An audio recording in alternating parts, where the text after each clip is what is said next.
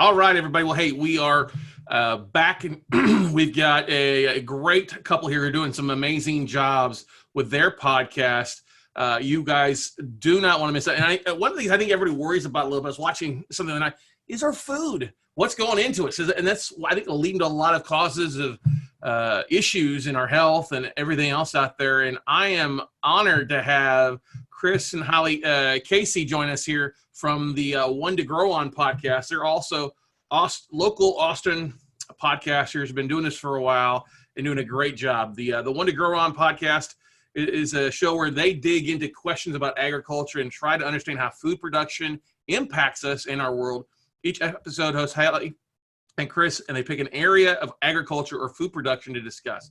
You want to listen for plant facts, dad jokes, and the stories behind your food. And so we're honored to have this father and daughter join us on here today to share with their show and why it's so impactful. So welcome to Petcha Pod Pitch, everybody.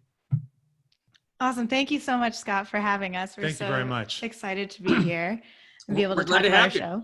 So why'd you start a podcast, One to Grow On? Talk a little about what kind of led into you guys deciding to launch this.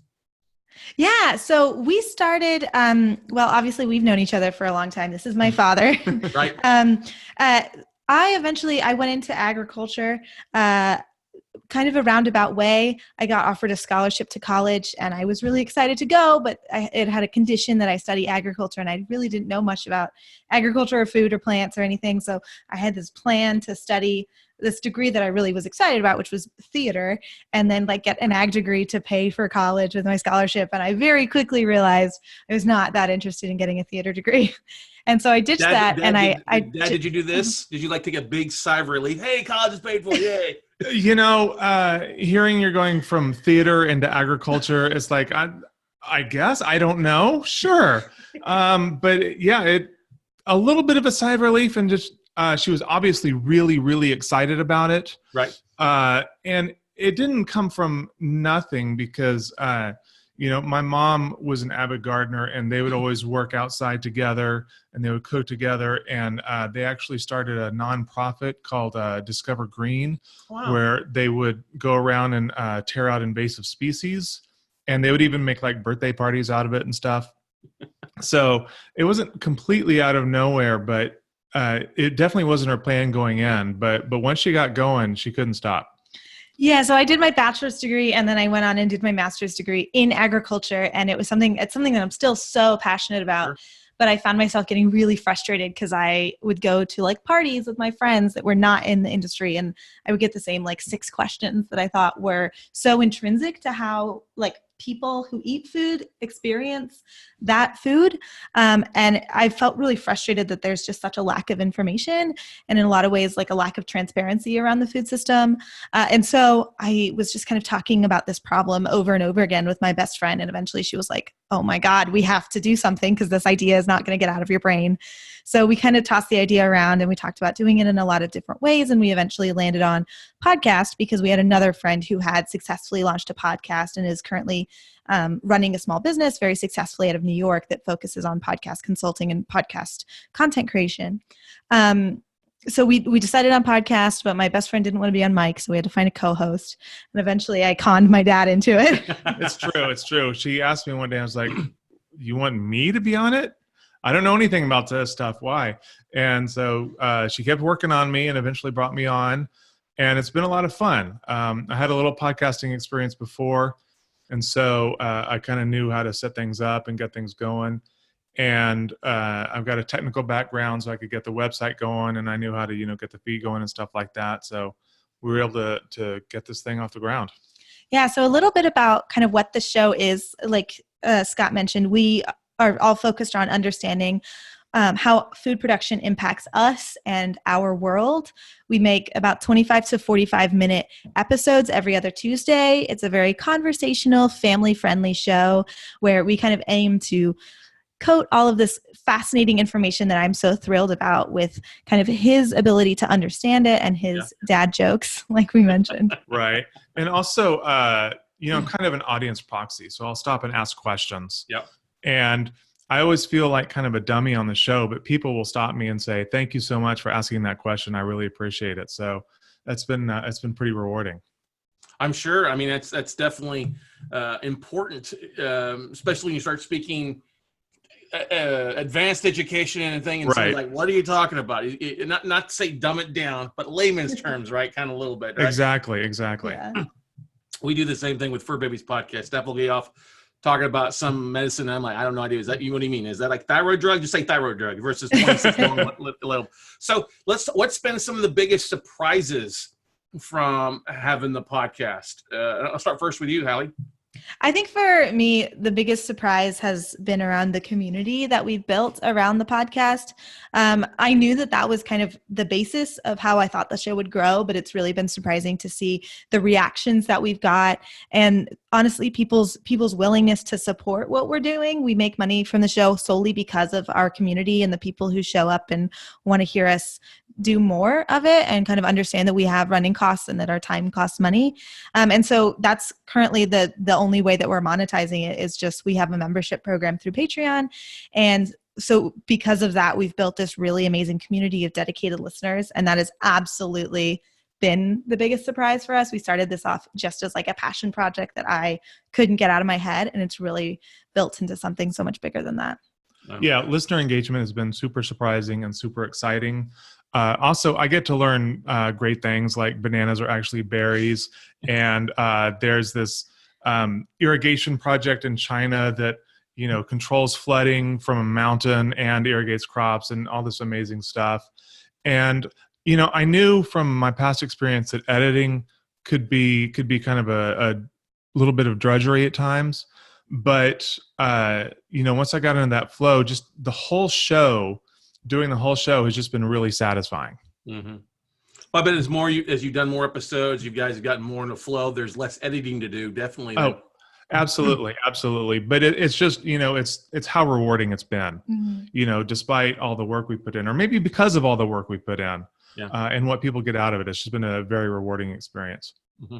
Has there been something you've shared with your listeners that was the biggest surprise for them that you got the most feedback on, whether it was a myth or something that's going on in the agricultural community or anything like that? That was a surprise? That's a good question. I feel like we get the most feedback on your bad jokes. It's true. It's true. And she gets a lot of those directly. And then I have a friend that every time we mention berries on the show, she freaks out.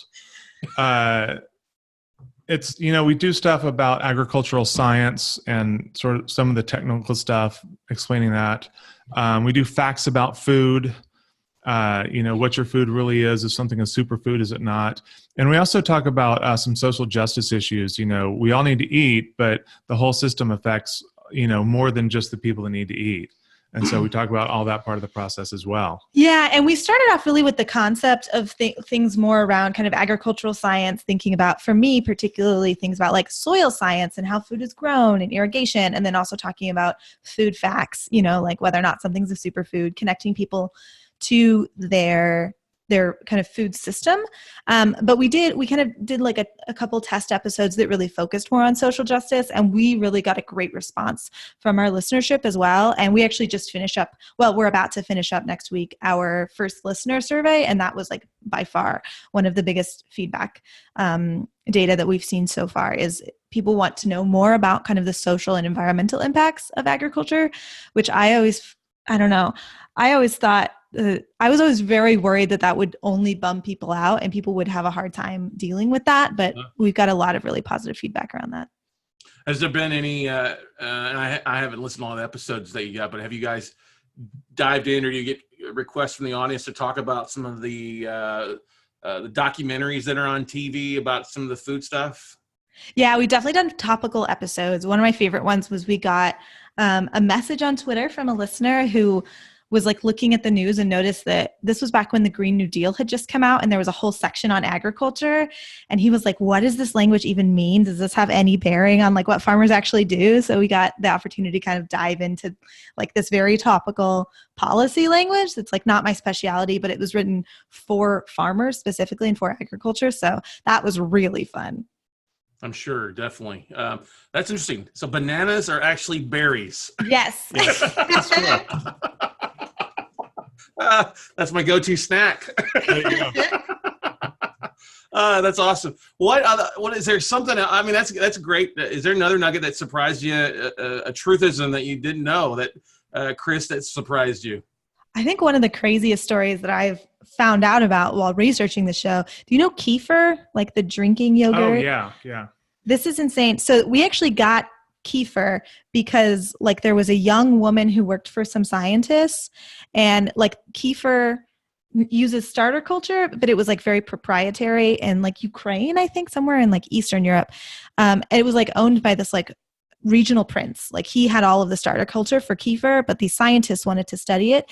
So they sent their like lab assistant to go seduce the like regional prince, and he kidnapped her. And then like the king of Russia had to be like, you have to release this woman that you kidnapped. And as payment, they have to take some of this kefir culture. And then it entered food production like 25 years later. Wow. That is interesting. Yeah. You never know the drama and espionage in. Right.